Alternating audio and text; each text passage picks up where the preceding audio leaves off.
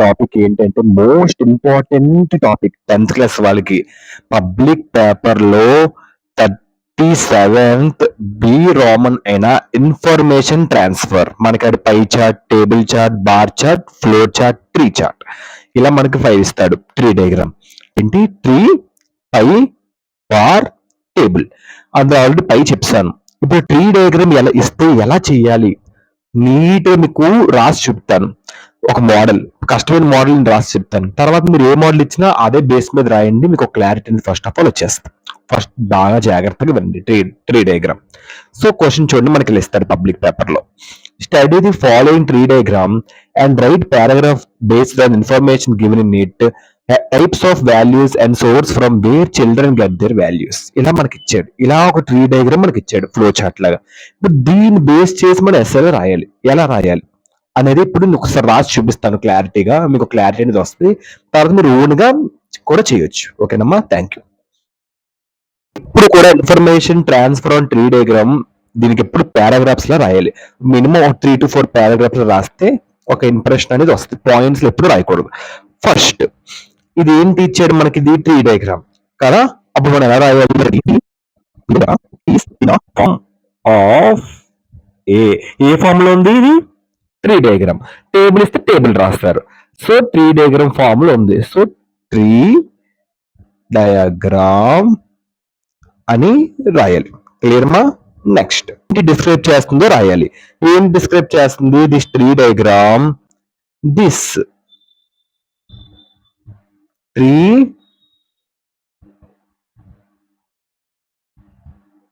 Tree diagram depicts అని రాయండి మీరు, అంటే వర్ణించడం. డెపిక్ట్స్ అబౌట్ దేనికోసం చెప్తుంది? ఇప్పుడు సెకండ్ పాయింట్, ఫస్ట్ పాయింట్ ఏంటి? ది గివెన్ ఎందులో ఉంది, ఏ ఫామ్ ఉందో రాస్తారు. The given date is in the form of tree diagram. Table అంటే టేబుల్ అలా రాస్తారు. సెకండ్ ఏంటి రాయాలి? ట్రీ డయాగ్రామ్ డిపిక్ట్స్ అబౌట్ దేనికోసం చెప్తుంది రాయాలి. అది సెకండ్ పాయింట్. దేనికోసం చెప్తుంది? This tree diagram depicts about. ఈ హెడ్డింగ్ అంతా రాసేస్తారు.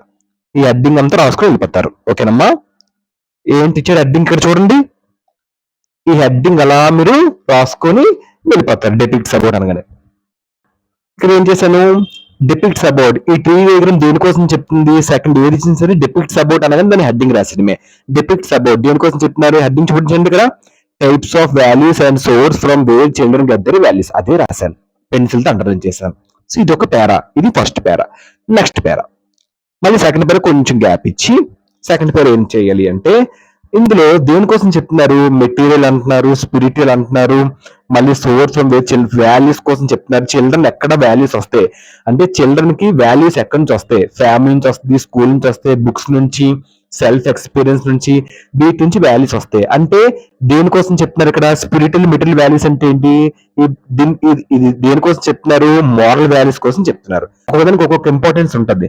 ఇక్కడ మనకాడు మోరల్ వాల్యూస్ కోసం చెప్తున్నాడు. అంత కూడా చూసారా, పిల్లలకి వాల్యూస్ ఎక్కడి నుంచి వస్తాయి? ఫ్యామిలీ, స్కూల్ నుంచి. ఎలాంటి వాల్యూస్ వస్తాయి? మోరల్ వాల్యూస్ వస్తాయి. ఆ మోరల్ వాల్యూస్ కోసం చెప్తున్నారు. అలా ప్రతి ట్రీ డేయింగ్ ఒకలా ఉంటుంది. సో సిచ్యువేషన్ బట్టి మనం రాయాలి. ఇక్కడ మాత్రం మోరల్ వాల్యూస్ కోసం చెప్తున్నాడు కాబట్టి మనం మోరల్ వాల్యూస్ కోసం రాస్తారు. సో ఏంటి ఇంపార్టెన్స్ ఎక్కడ వస్తుంది? మోరల్ వాల్యూస్ కోసం చెప్తున్నారు. సో మోరల్ వాల్యూస్ కోసం చెప్తున్నారు కాబట్టి moral values plays an essential and significant important role in any students life అని రాస్తారు. నెక్స్ట్ మళ్ళీ మన ట్రీ డయాగ్రామ్ చూడండి. ట్రీ డయాగ్రామ్ చూసి మనం చేద్దాం మళ్ళీ. నెక్స్ట్ ఇందులో ఎన్ని టైప్స్ ఉన్నాయి మనకి? ఈ ట్రీ డయాగ్రామ్ మనకి ఎన్ని టైప్స్ ఇచ్చాడు? వాల్యూస్ లో 2 టైప్స్ ఇచ్చాడు. ఎన్ని టైప్స్ ఇచ్చాడు? 2 టైప్స్ ఇచ్చాడు. అదే రాస్తారు. అదే రాసాం చూసారా, మనకి ఎన్ని టైప్స్ ఇచ్చాడు? 2 టైప్స్ ఇచ్చాడు. సో అదే రాసాం. There are 2 types of values ఇచ్చాడు. అదే కదా ఇచ్చాడు ఇక్కడ చూడండి. ఒకటి మెటీరియల్, స్పిరిట్. మనం 2 టైప్స్ ఇచ్చాడు, మనం 2 టైప్స్ రాస్తాం. మనం ఇంకొకటి కూడా చెప్తున్నాం, నెంబర్స్ ఎప్పుడు రాయకూడదు. ఇలాగా ఆల్ఫాబెటిక్ ఆర్డర్ లోనే రాయండి. ఓకేనమ్మా? నెక్స్ట్ ఇంకేటున్నది? అందులో ఏంటి? ఒకటి మెటీరియల్, ఒకటి స్పిరిచువల్. ఏంటి? ఒకటి మెటీరియల్, ఒకటి స్పిరిచువల్. అదే కూడా రాస్తాం. అదే కదా రాసాం మనం ఇక్కడ. 1 is material value, 1 is spiritual value according to our tree diagram. అదే రాసాం. సో ఇక్కడ మంచి పాయింట్స్ కి పెన్సిల్ అండర్లైన్ చేసే ఇంప్రెషన్ కూడా బాగుంటది. ఓకేనమ్మా? ఇలా మనం ఆలోచించి నీట్ గా ప్రతి స్టెప్ టు స్టెప్ రాయాలి. అలా రాస్తే మనకి చాలా ఇంప్రెషన్ అనేది వస్తుంది దానికి. నెక్స్ట్ ఇంకేంటి ఇచ్చాడు అక్కడ చూడండి. ఇక్కడ ట్రీ డయాగ్రామ్ లో ఒకటి మెటీరియల్, స్పిరిచువల్ ఇచ్చాడు. మెటీరియల్ మనకి ఏంటి ఉంది? హార్డ్ వర్క్ ఉంది, డిసిప్లిన్ ఉంది. స్పిరిచువల్ ఏంటి ఉంది? ట్రూత్ ఉంది, జనరోసిటీ ఉంది. సో మెటీరియల్ ఏంటి? హార్డ్ వర్క్, డిసిప్లిన్ ఉంది. స్పిరిచువల్ ట్రూత్ అండ్ జనరోసిటీ మనకి ఉంది. ఇప్పుడు అదే మనం రాస్తాం. ఓకేనమ్మా. ఎగ్జాంపుల్స్ అండ్ ఎక్సెట్రా అంటే ఏంటి? ఎగ్జాంపుల్స్. వీటికి ఎగ్జాంపుల్స్ ఇది, స్పిరిచువల్ ఎగ్జాంపుల్స్ ఇది. మనం కూడా అలాగే రాస్తాం. ఏమని రాస్తాము? Hard work and discipline are the examples of material value, truth and generosity are the examples of spiritual value. అలా పెట్టి రాస్తాం. ఇంకొక పాయింట్ మనకు వచ్చేస్తుంది. అలా ఓన్ గా క్రియేట్ చేసి రాయాలి. ఓకే, రాసాం. చూసారా? అకార్డింగ్ చార్ట్ చూడండి. హార్డ్ వర్క్, డిసిప్లిన్, ఎక్సెట్రా ఇవన్నీ దేనికి examples? Material. Truth, generosity, etcetera ఇవి దేనికి ఎగ్జాంపుల్స్? స్పిరిచువల్. అదే మనకు రాసాం కదా, చూసారా? అదే రాసాం.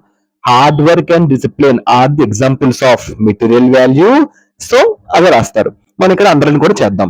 మెటీరియల్ వాల్యూకి మళ్ళీ వేరియాస్. అదే విధంగా truth and generosity are the examples of spiritual value. ఇలా అండర్లైన్ కూడా చేస్తూ ఉంటే ఇంప్రెషన్ అనేది బాగుంటది పెన్సిల్ తో. ఇక్కడ మీరు ఎప్పుడు కూడా 4 బాటిల్స్ కొట్టిన తర్వాత పక్కన రాయకండి. అంటే దీంతో పారాగ్రాఫ్ అయిపోద్ది కాబట్టి నేను పక్కన రాస్తాను, నేను మాత్రం రాయకండి అలాగా. ఓకేనమ్మా. అలా రాశారు. చూసారా? ఇందులోనే మనం రాసాం. ఒక చూడండి. ఫస్ట్ ఏమి ఇచ్చాడు? అదే రాశారు. ఇది ఎందులో ఉంది? ట్రీ డయాగ్రామ్ లో ఉంది. అందుకే the given data is in the form of tree diagram అని పెట్టాం. నెక్స్ట్ ఈ ట్రీ డయాగ్రామ్ దేనికోసం చెప్తున్నాడు రాయాలి. దేనికోసం చెప్తున్నాడు? దాని హెడ్డింగ్ రాస్తారు. ది ట్రీ చెప్పడం అనేది ఏంటి? Depicts. The tree diagram depicts about values and sources from where children get their values. అదే రాసాము. అది మనం ఇక్కడ రాసాం. నెక్స్ట్ అందులోనే ఎన్ని వాల్యూస్ ఉన్నాయి? 2 ఇచ్చాడు. ఆ 2 మనం రాసాం. ఒకటి మెటీరియల్ అండ్ ఒకటి spiritual. So there are 2 types of values. One is material value and one is spiritual value. Material value కి examples ఏంటి? Hardware, discipline, etcetera. అదే కదా రాసాం. Hard work and discipline are the examples of material value. మళ్ళీ next spiritual వాల్యూకి examples ఏంటి? Truth, generosity, etcetera. Truth, generosity are the examples of spiritual value. So etcetera మీరు రాసుకున్నా పర్లేదు. ఓకేనమ్మా. డన్. ట్రీ డయాగ్రామ్ లో ఇక్కడ వరకు కంప్లీట్ చేసాం.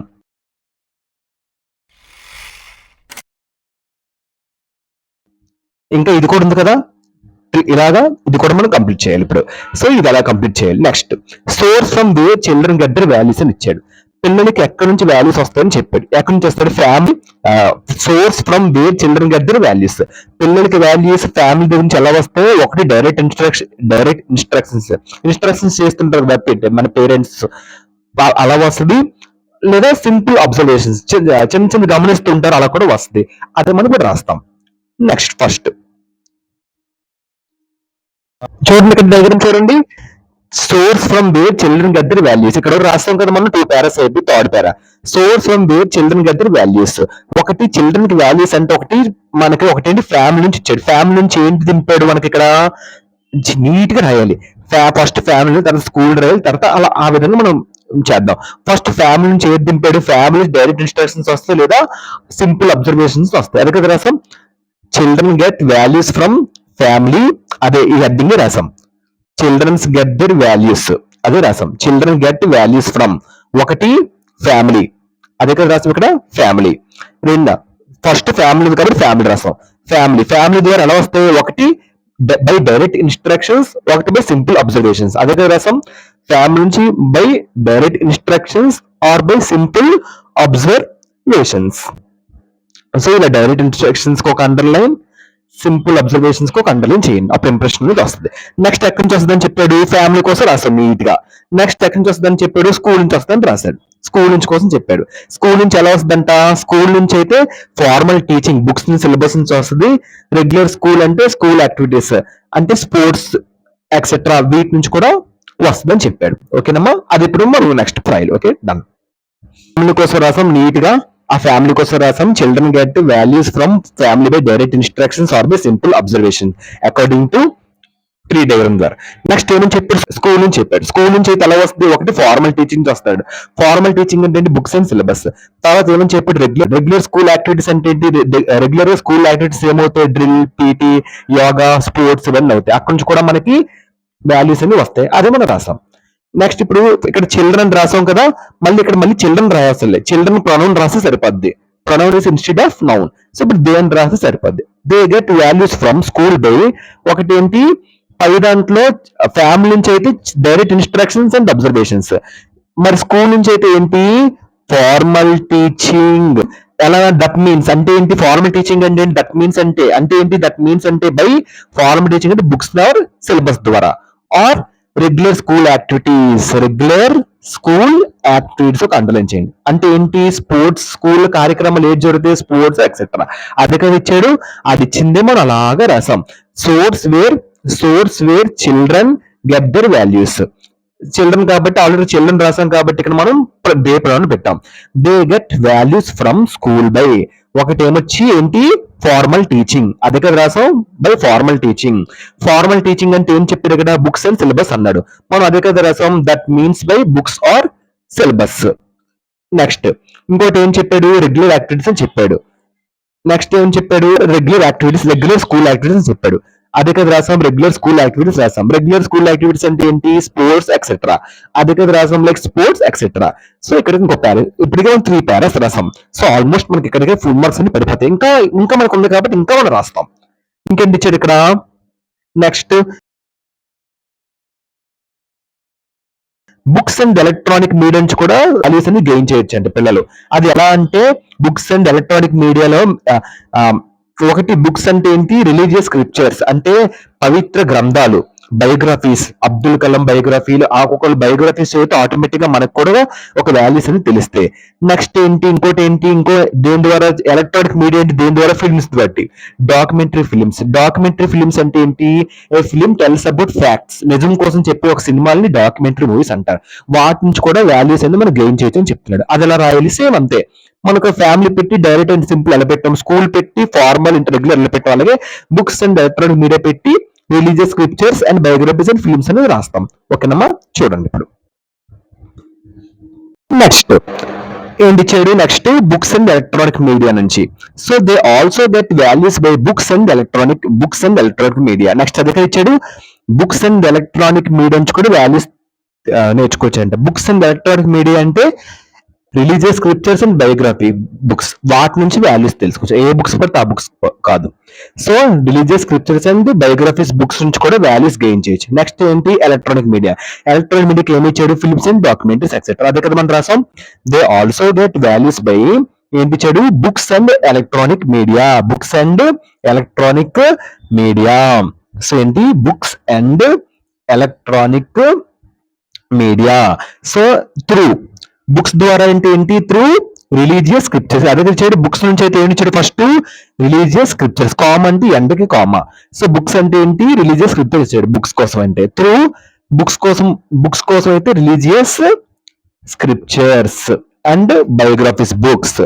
మరి ఎలక్ట్రానిక్ మీడియా నుంచి అయితే ఏమి ఇచ్చాడు? మనకి ఇక్కడ ఎలక్ట్రానిక్ మీడియా అంటే ఏమి ఇచ్చాడు? బుక్స్ అంటే దీనికి, అండ్ ఎలక్ట్రానిక్ మీడియా అంటే ఏంటి? Films and documentaries. అది కదా ఇచ్చాడు. Or through religious scriptures and biographies అంటే బుక్స్ నుంచి, ఆర్ ఫిలిమ్స్ అండ్ డాక్యుమెంటరీస్ అంటే ఏంటి? By electronic media. So films and documentaries. ఇలా మోస్ట్ ఇంపార్టెంట్ పాయింట్స్ మీరు పెన్సిల్ తో అండర్లైన్ చేయండి. బ్లూ పెన్ బ్లాక్ పెన్ ఏం పెట్టదు, పెన్సిల్ తోనే నీట్ గా అండర్లైన్. అలాగని అంతా అండర్లైన్ చేసేకండి.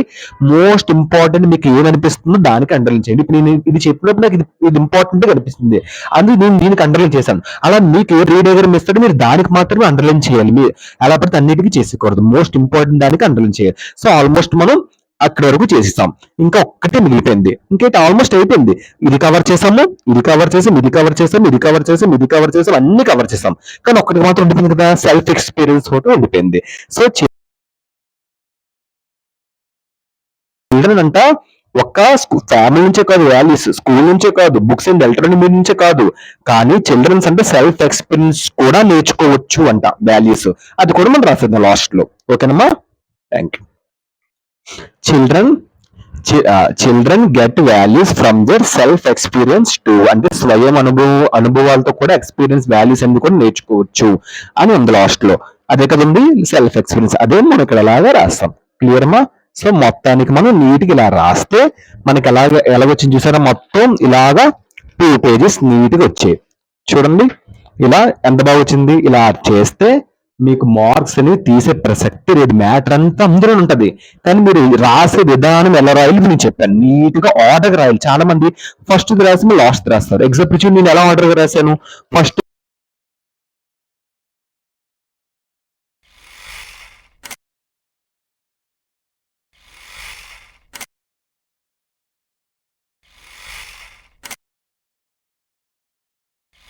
వాల్యూస్ కోసం రాశాను.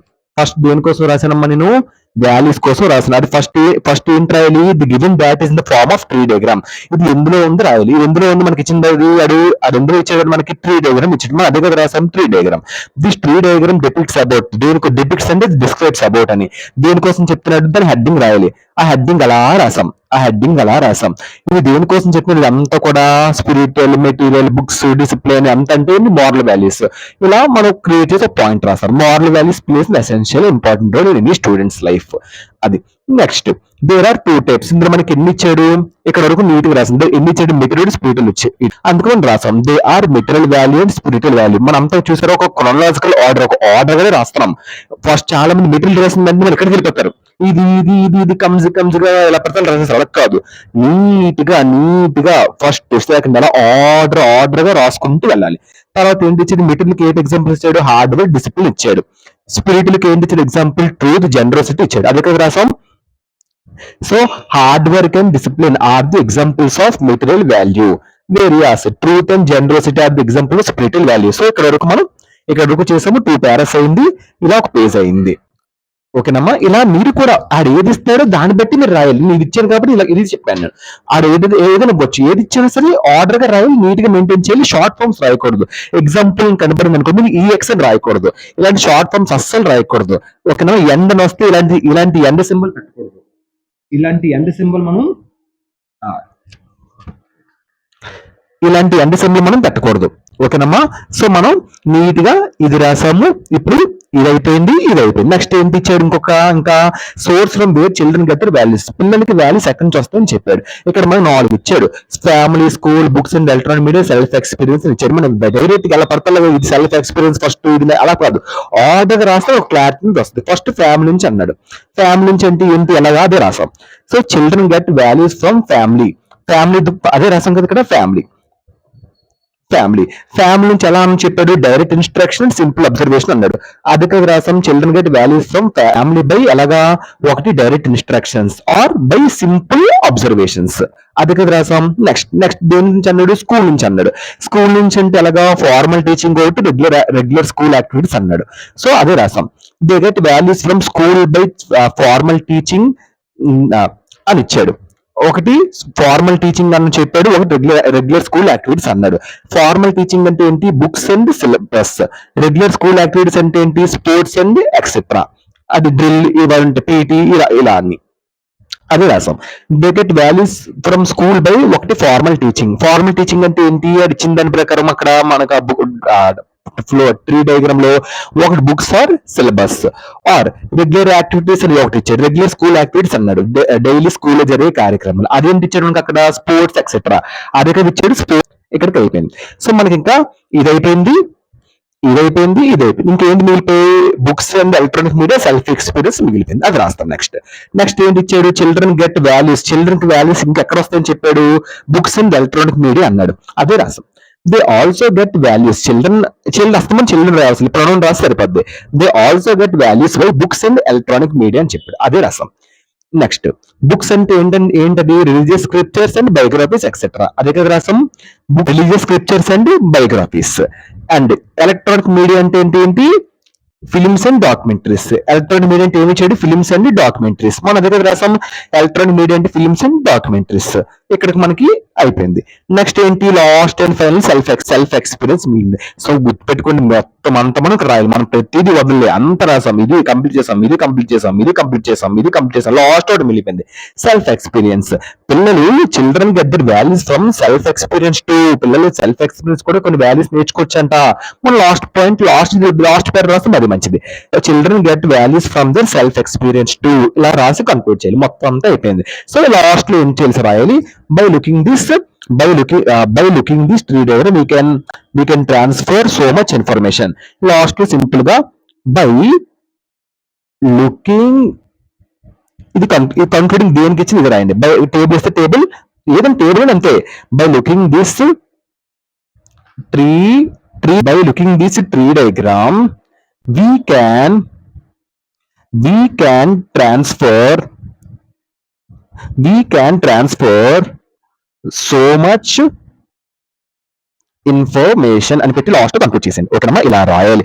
మళ్ళీ మళ్ళీ చెప్తున్నాను, పాయింట్స్ వైజ్ గా రాయకూడదు. మళ్ళీ మళ్ళీ చెప్తున్నాను, పాయింట్స్ వైజ్ గా రాయకూడదు. ఇలాగా 1, 2, 3 ఇలా పెట్టి రాయకూడదు. ఎప్పుడు కూడా పారాస్ లా రాయాలి. ఇలాగా ఒక మినిమం 3 to 4 పారాస్, 5 పారాస్ రాస్తే మరి మంచిది. నేను 3 పారాస్ రాశాను. 5 పారాస్ కూడా రాయొచ్చు, మనం అనుకోండి దీన్ని 5 పారాస్ లో అడ్జస్ట్ చేసుకోవచ్చు, కానీ 3 పారాస్ లాగా రాశాను నేను.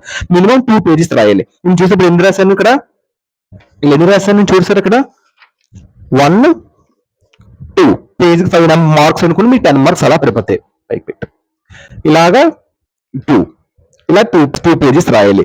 ఓకేనమ్మా, మినిమం ఎప్పుడు కూడా న్యూ పేజ్ లో స్టార్ట్ చేయండి. ఎప్పుడు కూడా పై చాట్ ఇప్పుడు కూడా ఇలాంటి ఇన్ఫర్మేషన్ ట్రాన్స్ఫర్ కొత్త స్టార్టింగ్ ఫ్రెష్ పేజ్ తో స్టార్ట్ చేయండి. ఫ్రెష్ పేజ్ లో స్టార్ట్ చేయండి. ఇలాంటి నెంబర్స్ ఇలా నెంబర్స్ వేయకండి, పారాస్ లో రాయండి. మళ్ళీ షార్ట్ ఫార్మ్స్ రాయొద్దు.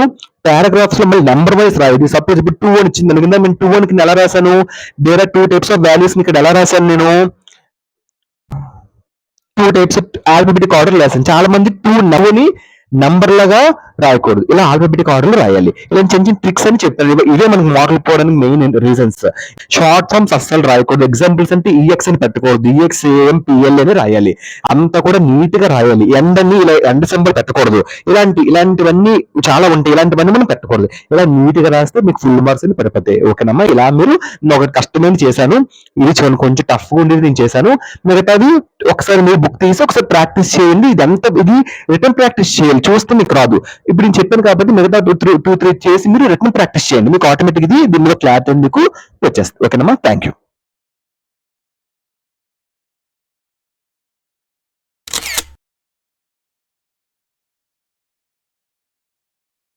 గురించి చెప్పాను కదమ్మా, ఇది ఎలా చేసావో ఇలాగా ఒక్కొక్కటి ఒక బేస్ చేస్తాడు. ఏది ఇచ్చినా సరే ఆలోచించి నీట్ గా ఆర్డర్ గా రాస్తే నీట్ గా రాయాలి, ఆర్డర్ గా రాయాలి.